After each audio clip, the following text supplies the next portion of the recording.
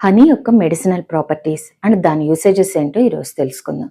So మెయిన్గా ఆయుర్వేదంలో దీన్ని యోగవాహి అని అంటాం. సెల్కి మెడిసిన్ బాగా యాస్పిరేట్ అయ్యేలాగా ఇది బాగా చేస్తుంది. అందుకే ప్రతి మెడిసిన్కి మనం మెయిన్ ఇంపార్టెంట్ మెడిసిన్స్ కూడా అనుపానలాగా హనీని అడ్వైస్ చేస్తాం. దీని యాంటీ మైక్రోబియల్ ప్రాపర్టీస్ వల్ల సోర్ థ్రోట్ లాంటి కండిషన్స్లో, గట్ ఇన్ఫెక్షన్స్లో దీన్ని ఎక్కువగా వాడటం జరుగుతుంది. అండ్ దీని లేఖనం అనే ప్రాపర్టీ అంటే స్క్రేపింగ్ ప్రాపర్టీ వల్ల దీని మెయిన్గా ఏంటంటే మేధోహరంగా అంటే యాంటీ ఒబెసిటీ డ్రగ్గా మెయిన్గా మనం దీన్ని ఆయుర్వేదంలో యూజ్ చేయడం జరుగుతుంది.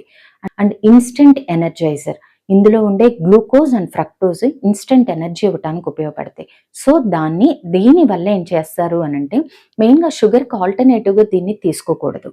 ఎవ్రీడే 1 to 2 teaspoons ఇది అడ్వైజబుల్.